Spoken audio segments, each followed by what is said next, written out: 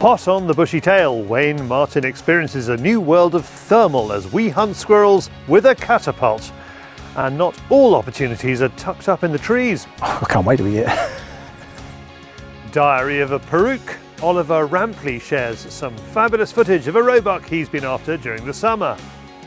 A survey with an edge. We have the results for the best hunting knives 2020 as used by you, the Fieldsports Channel viewers.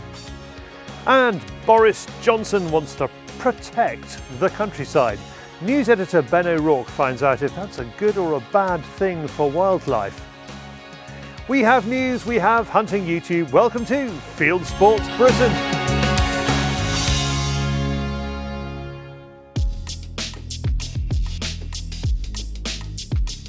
A few years ago we filmed the Penrith and District Red Squirrel Group using thermal spotters and day states to rid the Cumbrian woodlands of grey squirrels. Today we're trying something similar, but with a catapult and a pulsar helium. It's something Wayne has always fancied giving a go. We've died to try on for ages, been chatting with my friends about them. Everyone says they're a game changer, so this time of year, all the leaves on the trees, you've got pigeons in there, squirrels in there, but you can't see them. Or you'll see the squirrel on the floor, they'll run up the tree, they're gone. So I think with one of these, once they're up the tree, we can spot where they are and hopefully get a shot into them.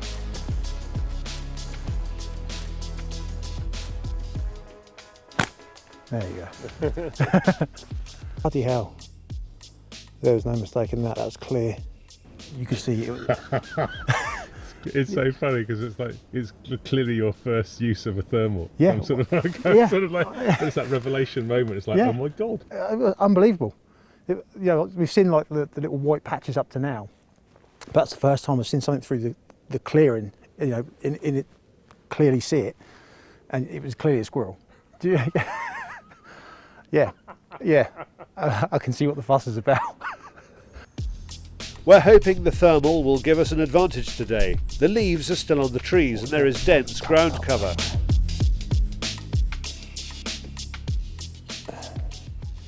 not as straightforward as you perhaps thought, is it? No, it's not. What we could do is not as much zoom for something so close. You know, when you're working in 25, 30 yards, not even that, 25 yards to the top. It needs to sort of zoom out a little bit so we can cover a wider space quicker. I mean, it's literally the detail you can see on this is crazy.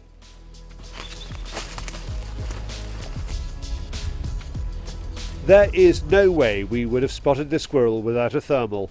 But he's off, as are so many others. They're just not sitting for us. She's still there. Yeah.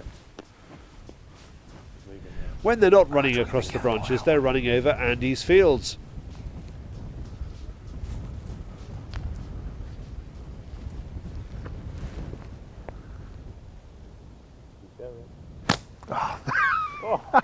Very nearly a driven squirrel. I thought I'd try and time him running into it. Wayne has had a busy 2020. When he wasn't looking after his young daughters with his other half working on the NHS front line, he was designing catapults and building his catty shack business. The last 6 months it's gone from strength to strength, to be honest. We've got these coming out soon. This is the clip version of the stainless steel Evo. It was massively well received when the first version of it with the wrap and tuck came out. And also, nobody else knows about this one yet either, so you've got a Fieldsports exclusive. These are going to be coming out soon. The Evo birch ply goblet version, so that'll be coming out I think it's around about 6 weeks supposedly, so that'll be branded up with the catty shack on there. And also this is solid G10, which is like a glass fibre resin, 15mm thick. It's the sort of thing you can just throw in your pocket, throw in your mooch bag. You know, you aren't going to damage that. They're about 6 weeks away as well, I think 6 to 8 weeks, something like that. Any more designs in the pipeline? Well, I got asked this the other day, and I'm a great believer in if it's not broke, don't try and fix it. I think, I enjoy shooting this design. I don't see myself shooting any other design. There is one more design. There is one more design that I made with a guy called Matt Redding. That should be going to production, but that's not going to be just yet, but that's going to be something a bit later on. But as for my own things, I don't think it needs to be touched. We head back to the farmyard for some bankers, the ferals that enjoy the free grain. Even these are skittish. We're going to go Then we're off on with the the left. chance of a much larger quarry. Yeah. Canada geese are back in residence at the pond. They're a nuisance and need to go, so Wayne has permission to shoot one, or even two if he gets the opportunity. This is not a shot to be taken lightly.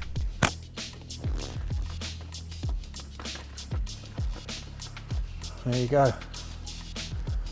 11mm steel ball. What's that, 25 yards? He makes no mistake. Any good with a boat? Yeah, I'll be straight out. I'll swim it if I need to. Right, so I need to turn around, don't I? You have to do this before? Never. You don't say.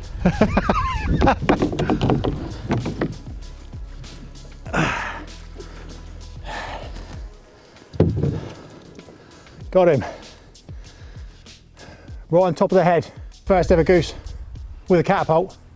Very pleased with that. And again. It dropped, didn't it? Sorry? It really dropped. Oh, it dropped like a stone. 11mm steel. Just above the eye. Yeah, over the moon. Incredibly, he doesn't get a drenching, and we have an unexpected end to our thermal squirrel outing. Not often you get the opportunity to shoot Canada goose. They're crapping all over the ladies' lawn over there, causing a right nuisance, so it's a right mess over there. So yeah, he said, game on, if you can take one, take one. We've shot it with something that's legal to use. We've used steel ball. We've shot it on permission, and we've shot it under the fact that it's a nuisance bird. So yeah, who would have thought this was going to be our ending? You know, we've been working hard on squirrels this morning. Squirrels evaded us, come back to get some ferals, they'd all gone. And yeah, this was there, and Crowe said, like I say, Crowe said, yeah, if you can take one, feel confident in taking one, take one. For more information about Wayne's Catapult products, go to caddyshack.co.uk.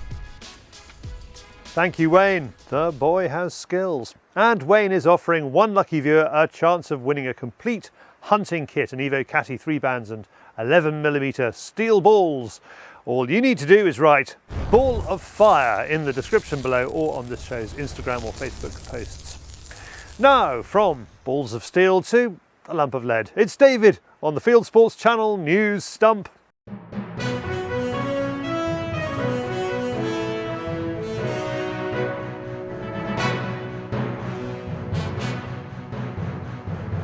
This is Fieldsports Channel News. Welsh shooters are one step closer to putting rooks back on the quarry list. Following a legal challenge, BASC will now join a judicial review on the future of the Welsh general licences. The High Court has overturned the decision to deny the association interested party status so it can join Natural Resources Wales and the government in fighting a legal challenge brought by Chris Packham's Wild Justice Group. Following Wild Justice's actions last year, the Welsh Government took rooks off its general licences. BASC argued the shooting community needed representing so the court could understand the potential impact of Wild Justice's claims about conservation and pest controllers in the shooting community. There's no date for the hearing, but BASC's Wales director Steve Griffiths called the reversal a vital victory because any decision about the future of general licences requires shooting's voice.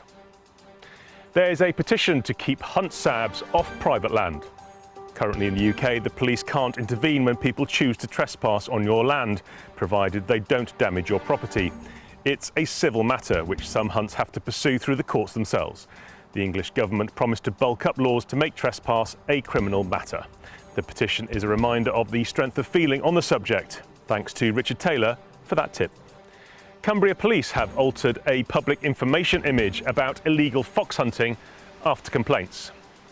The Countryside Alliance complained about the picture showing a man on a horse with hounds, none of them doing anything against the law.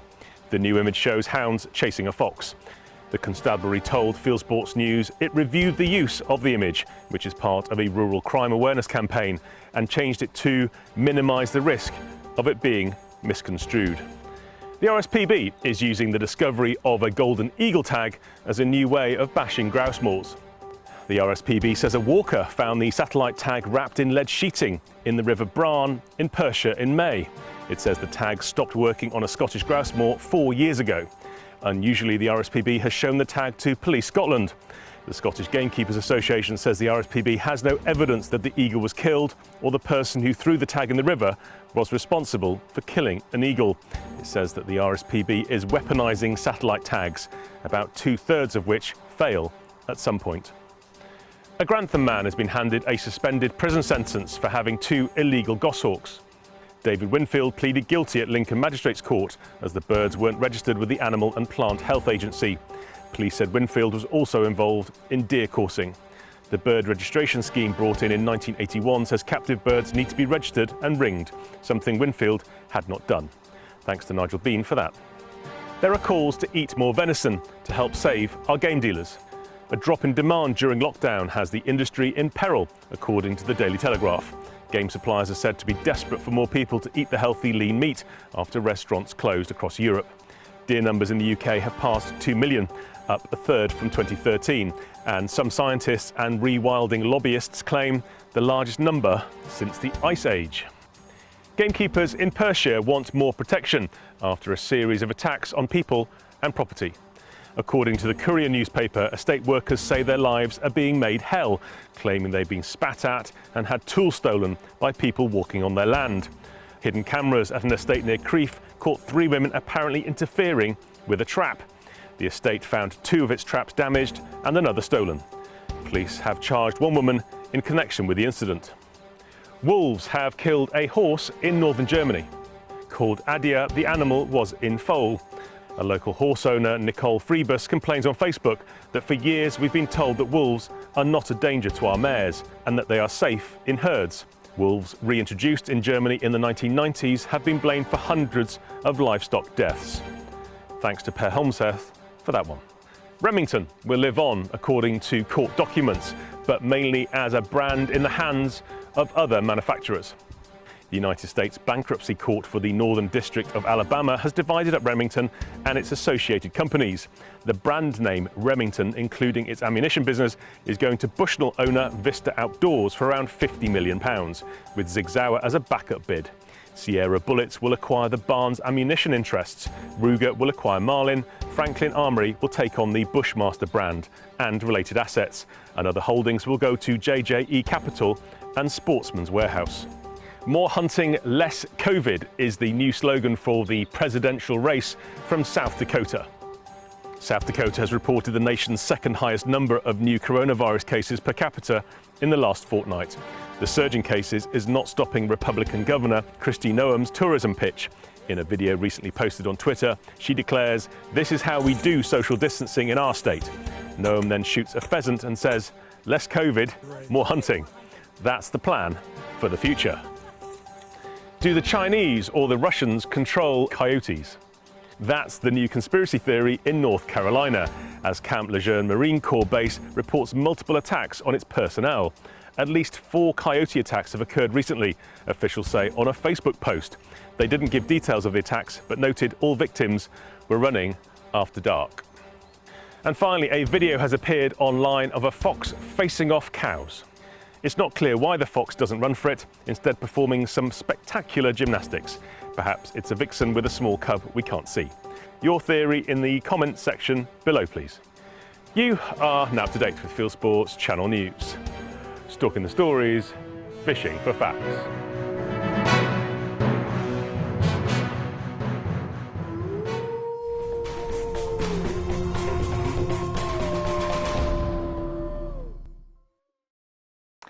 Thank you, David. Now, for those of you who shoot shotguns, you need to watch the latest Fieldtester show, co-presented by David, Jason Doyle and Tim Pilbeam. They test and discuss the current range of eco shotgun shells. Is it PR or is it just the right thing to do? It certainly sparked debate, and we've already got plans to deal with some of the questions raised. Next up, knives, and what and who are the sharpest tools in the box.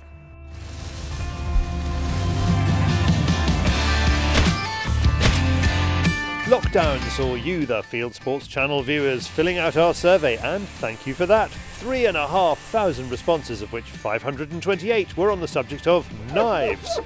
And boy, does everyone have an opinion about their knife. Not always good.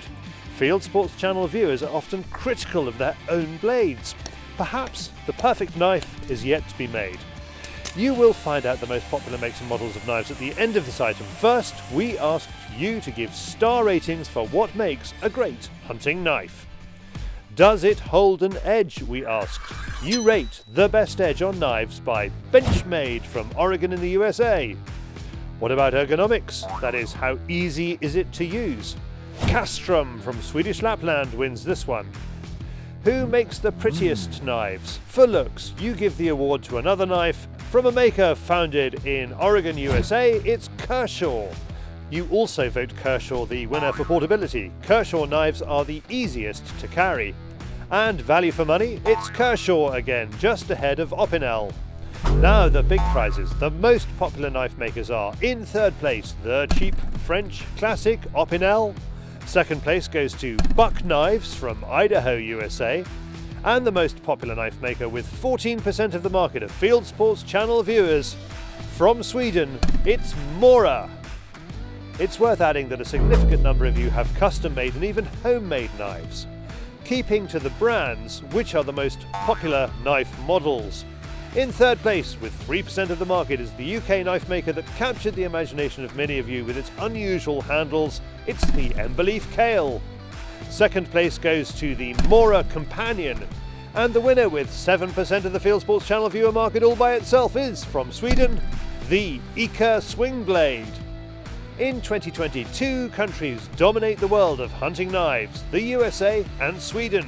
And we hunters know our knives. Thank you to everyone involved. Now, a Perruque buck can get some hunters hot under the collar. This is a short film from a longer podcast that tells the story of one roebuck that Oliver Rampley followed this summer. This is a story about an unusual malform head, a Perruque roebuck, the man who followed it, and it starts with woodcock. I had 2 trail cameras installed in a spinney. I was trying to film woodcock, feeding very close to them in HD, and I went out early one morning to tinker with them, and I saw a buck in the distance, but it was in really low light, and I thought maybe that it was just very late in velvet. We were in early April at that time, and then it slipped off, and a few days later on one of those cameras, just because of how it was angled, it moved past in the distance. So I pulled the footage on the laptop, zoomed in, had a look at it, but at that point I thought it was probably just a large head. So you could see the kind of great mass. What's the technical word for that? That would be the Perruque, malformed antler, a massive malformed antler. So it's ordinary antler material, but it's just exploded on the head. It started to grow normally, but then there's been probably a complete failure of testosterone, which has caused the antler to continue to grow inside the soft velvet, but it's unable to ossify and thereby be cast. Okay, so it is still pretty soft. Yeah, it is. As antler material goes. Precisely, yeah. And which it grows downwards as well as upwards. It grows in all directions, doesn't it? It can go every which way. This was growing upwards, but it's well known that the condition as it becomes worse can cascade down the face of a buck or a stag and obscure the eyes. But when I first saw it, it was just a large dark mass. And I talked to friends in Norway and England and Italy over text message and said, "What do you think?" And they said, "It's hard to say." And then it was missing for a long time until in May it came back to the same spinney. There it was on camera, and it had been into the wood 3 times. And you captured that on film? Yeah, in high definition, in sort of crepuscular light. So the camera had switched into night vision mode, but it was super sharp, and it was clear from that it was a Perruque. I love the idea that you're also, you're principally out filming woodcock feeding. Sounds like you had a magical lockdown. That was how I set about passing the first few weeks, but then I moved on to a 12-week weighed account. So I was out, 7, 10, 12 hours a day doing that in the vicinity of where I was staying, which was a wide area but completely uninhabited. And 2 or 3 weeks in, I thought, you know what, I've never really catalogued all the deer here properly, so bucks and does. So I had different trail cams set out for them. Let's go back to that buck. What was your management theory behind it? The Perruque condition is degenerative, so the automatic decision was to cull it.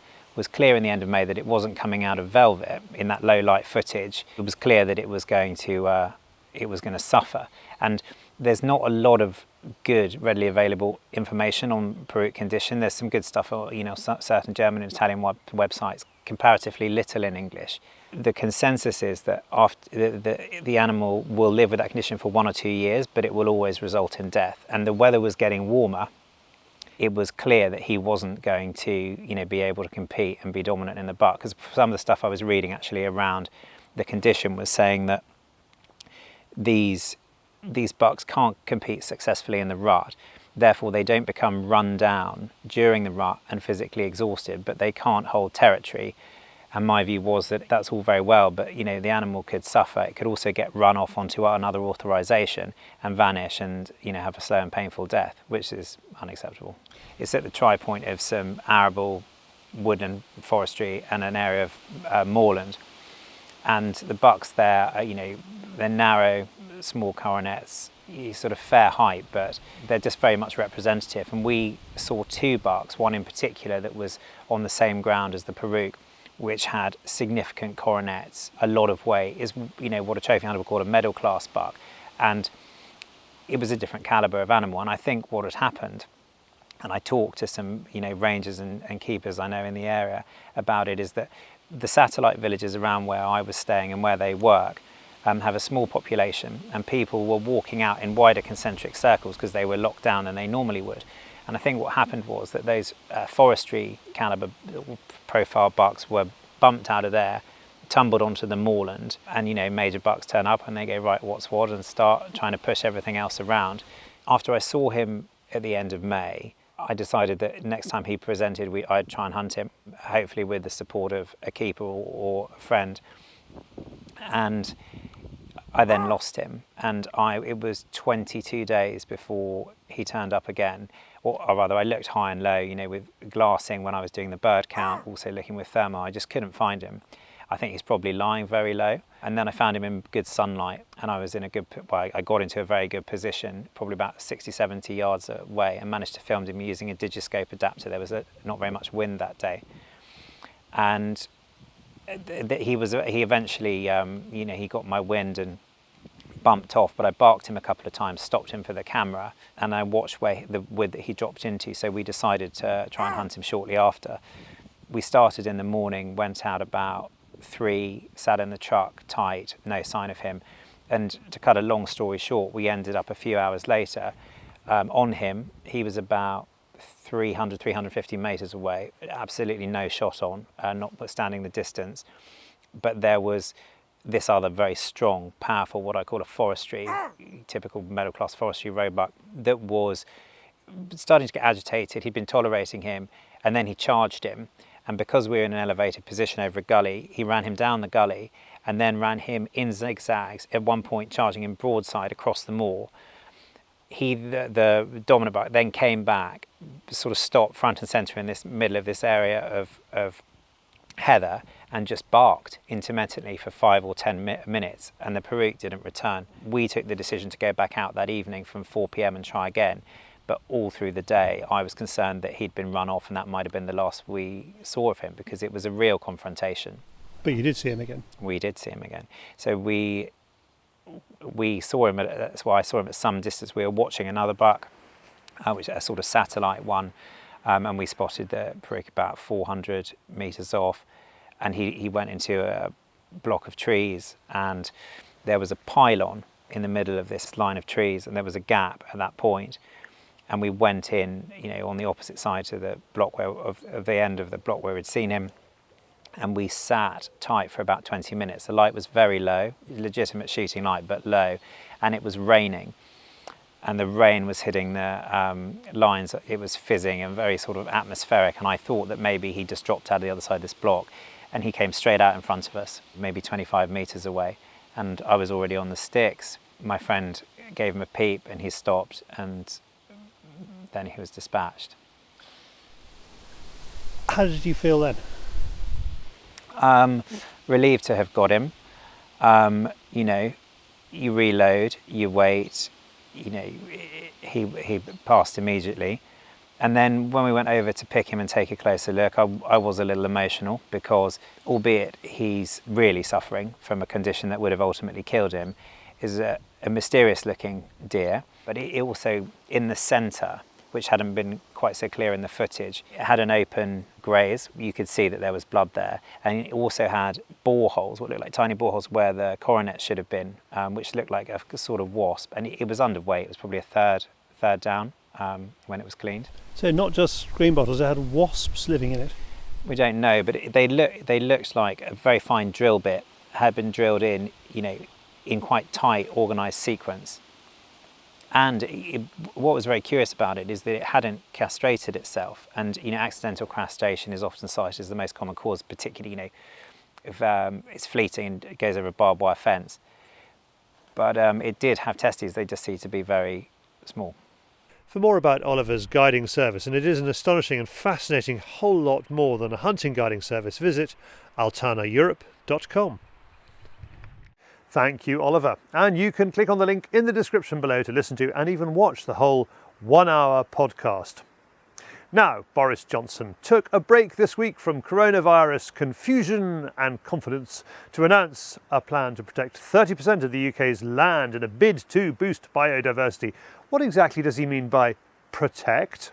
Ben O'Rourke tries to find out. Britain's wildlife is in peril, says the government, which this week promised to protect 30% of it by 2030. The PM said the government already looks after 26% of UK land, but it will find another 4,000 square kilometres, the size of the Lake District and South Downs National Parks combined. Most of the 26% is national parks. We have a very different type of national park than those you find, for instance, in America. In the US, a huge country with large wildernesses left there, and national parks are places where people don't live fundamentally, where nature rules, and they're relatively wild areas. Our national parks are man-made, created landscapes which continue to be managed by farmers and land managers. The Lake District National Park was a couple of years ago recognised by UNESCO as an extraordinary man-made landscape. This is our countryside in Britain. It's a critical point to remember. Isn't just about what God had created and what it was like on the seventh day. The countryside is as much about the people and the working people, the farming community and those who created it, as it is about nature. The Wildlife Trust has been pushing the government to protect more land, but it's disappointed with the announcement.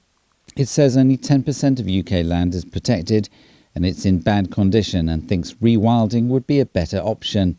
The Countryside Alliance, among others, thinks that's a bad idea as it ignores centuries of land management. Over recent years, this whole strange, extreme environmental debate and things like rewilding forgets the fact that people are as much a part of the countryside as nature and domestic livestock. The reason they become national parks, the reason they become areas of outstanding natural beauty, is because of the farming and land management systems that have been there. The Lake District, Wordsworth wasn't writing about the wild Lake District. He was writing about this landscape that had been created by generations of farmers, which is still there and which is still being maintained. It's also unclear whether Boris Johnson's promise to designate more land makes any difference to the wildlife, according to the Game and Wildlife Conservation Trust.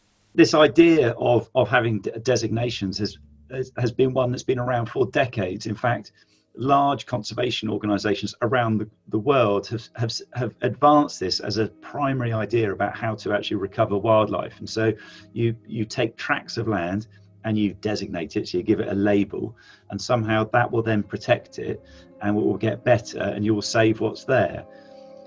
In some places that can work, but in reality it doesn't if you're trying to recover populations. And Dartmoor is a fascinating example.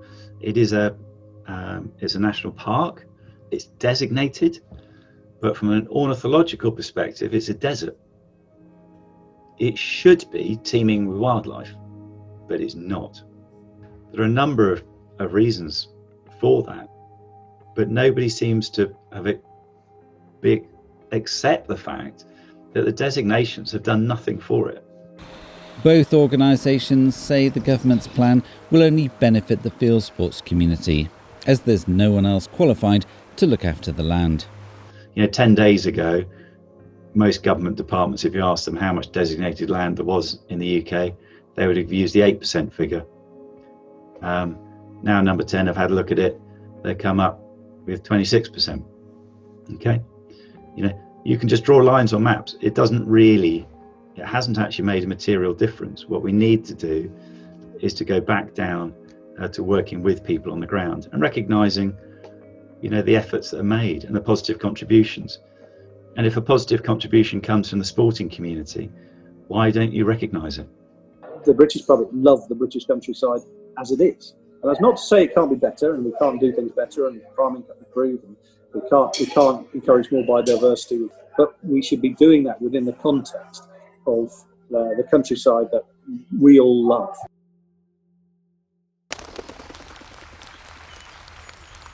Thanks, Ben. And Ben can produce these features, as I often remind you, thanks to you, the viewers. Please support us via the link in the description below, the Field Sports Nation, and give shooting a loud and proud voice in the wider media. Now from politics to the wider world of hunting and shooting on YouTube. It is Hunting YouTube.